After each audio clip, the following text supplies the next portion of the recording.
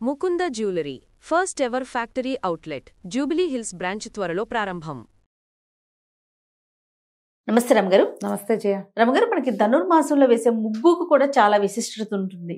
అంటే ధనుర్మాసం మొదలై మన సంక్రమణం వరకు కూడా రకరకాల ముగ్గులు వేస్తూ ఉంటాం. గొబ్బెమ్మలు పెడతాం, పువ్వులు పెడతాం, లాస్ట్ రోజు రథం ముగ్గు వేస్తాం. ఒకసారి లోపలికి, ఒకసారి బయటికి. కర్రల ముగ్గులు ఎక్కువ వేస్తారు. కర్రలు అంటారా, గీతల ముగ్గులు కదా? పీటల ముగ్గులు అంటారు. బట్టి పీట అయితే రెండు తప్పేనా నేను చెప్పింది? కర్రలు కరెక్టే, గీతలు కరెక్టే, పీటలు కరెక్టే. పీటల ముగ్గు అంటారు, దాన్ని పీట ముగ్గు అంటారు. పీట ముగ్గు సంక్రాంతి లక్ష్మిని కూర్చోబెట్టడానికి వేసే పీట అనమాట అది. ఇదివరకు కాలంలో పిండితో వేసేవారేమో, ఇప్పుడు పిండితోనే వేస్తారమ్మా. మీరు ముగ్గు కాదారమ్మ గారు? ముగ్గే. ఆ ముగ్గులో బియ్య పిండితో వేసేవాళ్ళు తొలి కాలంలో. క్రమంగా సున్నం తెలిసింది. బియ్య పిండిలో కొంత సున్నం పెడితే వేస్తే ఏమవుతుంది, బియ్య పిండి కొంచెం ముద్దా సుద్దాగా పడుతుంది, మెత్తగా ఉంటుంది కాబట్టి అందులో ముగ్గు పిండి సున్నం కనుక కలిపితే ఏమవుతుంది, చక్క సన్నగా వస్తుంది, గీత బాగా వస్తుంది, ముగ్గు నిలబడి ఉంటుంది. అసలు మనం ముగ్గేసేది ఎందుకు? వాకిళ్లలో భూత బలి అంటారు దాన్ని. భూత బలి, చీమలకు ఆహారం అది ఒకటి. సున్నం కలిపి వేయటం వల్ల ఏమవుతుంది, చీమలు ఇంట్లోకి రాకుండా ఉంటాయి. పాతకాలంలో ఆడవాళ్ళకి ఎక్సర్సైజ్ గా కూడా పనికొచ్చేది.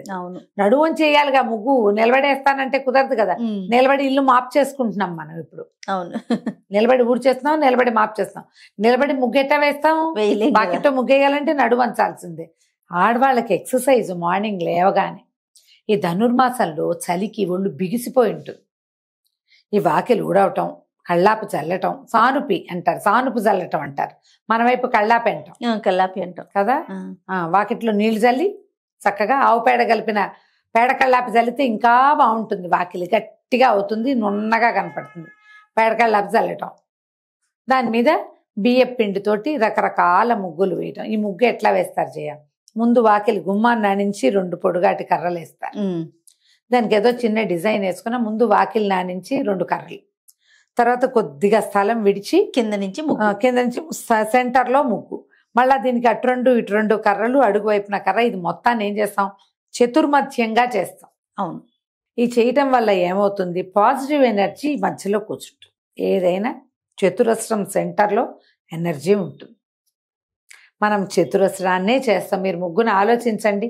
పొట్టిగా పద్మం వేసి వదిలిపెడతారు కొంతమంది. ఎప్పుడు తప్పు, ఆ పని చేయకూడదు. వేరే వాటిని పిలిచినట్లు అవుతుంది అది. అలా కాకుండా పాజిటివ్ ఎనర్జీని బంధిస్తాం. తప్పి తగిలి ఏదైనా ఎంటర్ అయితే నెగిటివ్ ఎనర్జీ అది అక్కడే కూర్చుంటుంది, బయట లోపలికి రాదు. అందుకని 4 పక్కల మనం దేవుడికి పీట మీద ముగ్గేసుకుంటామా, అప్పుడు కూడా పీట అనుకో, ఇది పీట అనుకో, పైన 2 గీతలు, అవునండి, అడుగును 2 గీతలు, మధ్యలో ముగ్గేసి ఇటు 2 వేస్తాం. నాకు వచ్చినమ్మ గారు, నేను వేస్తాను. ఇదే కదా మనం ముగ్గు వేయాల్సిన విధి.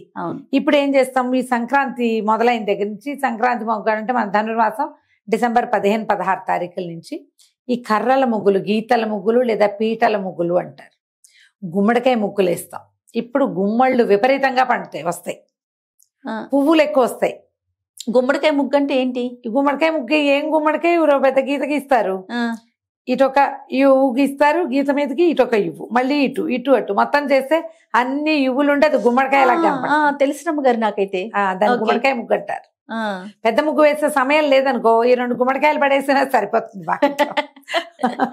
అవును, సమయం ఉంటే ఏం చేస్తాము, 4 గళ్ళుగా వేసి 4 గీతలు, మళ్ళీ ఈ గీతల్ని కలపటం, వీటికి దారులు పెట్టడం, దారిలో నుంచి మళ్ళీ ఇంకో కొత్త గీతలు వస్తాయి. మళ్ళీ ఆ చివరికి ప్రతి గీత చివర ఇట్లా 2 గీతలు గీయటం, ఇట్లా ఒక పువ్వు వేయటం. అవును, ఇట్లా ప్రత్యేకంగా కనపడతాయి.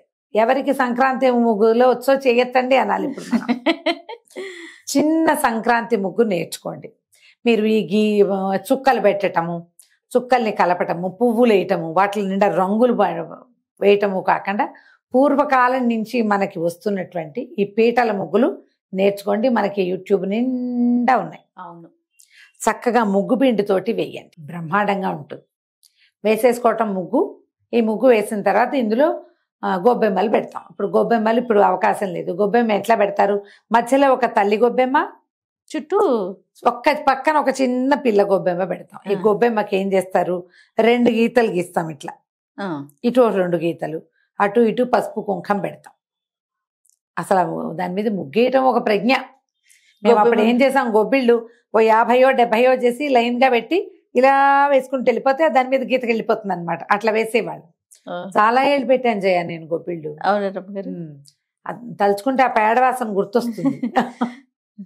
అయితే ఈ ముగ్గు పెట్టిన తర్వాత ఇందులో బంతి పువ్వులు గాని విశేషించి ఆవు పేడ, బంతి పువ్వు, దీంట్లో గుమ్మడి పువ్వులు గాని బాగా విశేషం. ఇవి 2 చామంతులు అవి పెట్టరమ్మా.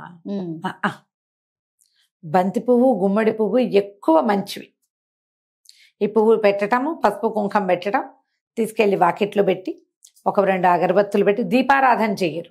ఓకే, అగరబత్తులు చూపిస్తా. కొంచెం పంచదార ఏదో పెడతారు. రోజు పంచదార పెట్టరు కొంతమంది. ఈ మొత్తం నెల రోజుల్లో సందె గొబ్బిళ్ళు అని ఒక పేరెంట్ అని చేస్తారు. సందె గొబ్బి పేరెంట్ ఉంటుంది.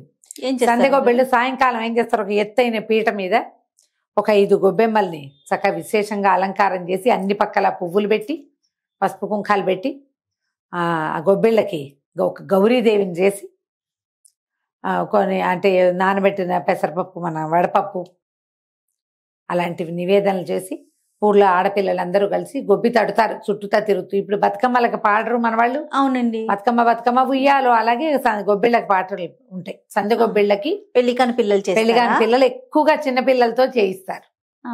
కొత్తగా పెళ్లిళ్ళైన ఆడపిల్లలు కూడా వస్తారు. సుబ్బి గొబ్బమ్మ సుబ్బండి ఇవ్వవే అని పాటలు ఉంటాయి. మంచి మంచి పాటలు ఉంటాయి. ఇది వరకు చిన్నప్పుడు బాగా పాడేవాళ్ళం. మా ఇంట్లో సంధ్య గొబ్బిళ్ళు ఏదో చేసేవాళ్లే గాని కరణం గారింటికి వెళ్ళేవాళ్ళం.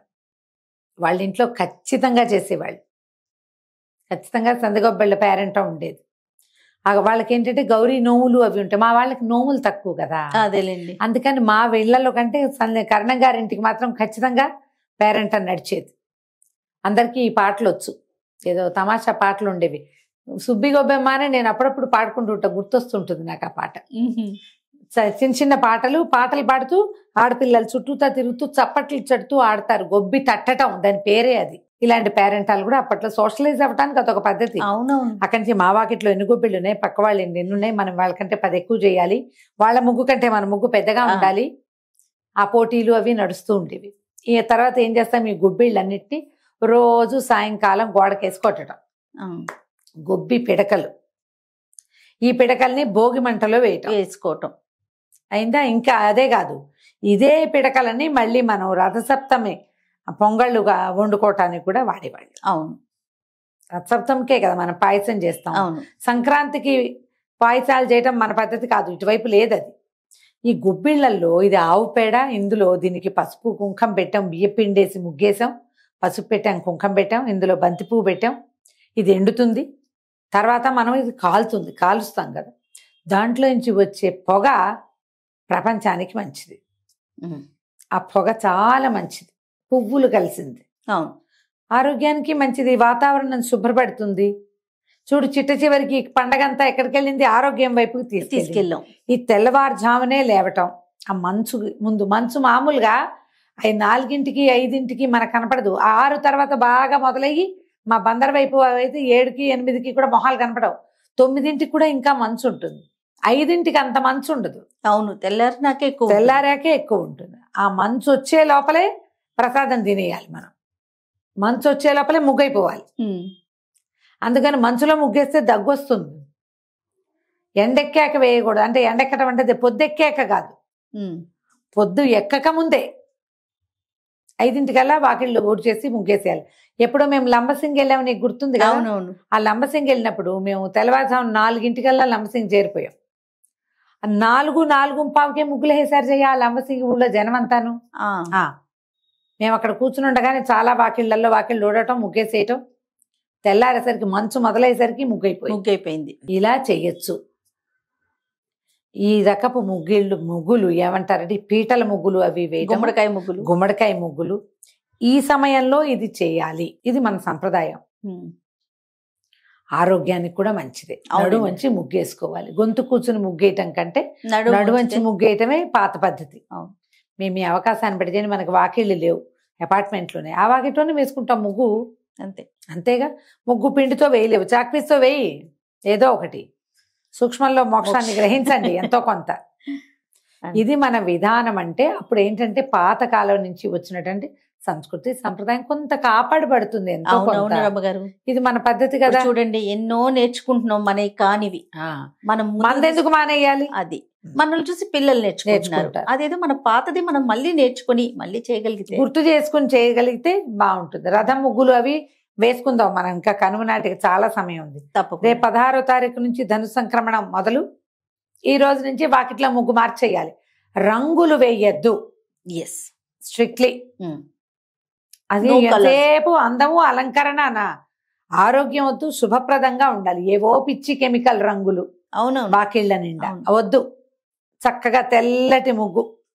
మట్టుండి వాకిట్లో ముగ్గేశారా, అబ్బో మీరు అదృష్టవంతులు, మీ జన్మ ధన్యమైపోయినట్టే. ఇంకా పేడ కల్లాపి చల్లి వేస్తే అబ్బో ఇంకా అద్భుతం. ఊళ్ళలో అయితే కుదురుతుంది, మన సరే, ఊర్లో కుదరకపోవచ్చు. కుదరదేమో గనక. కానీ ముగ్గు అయితే మాత్రం వేయండి.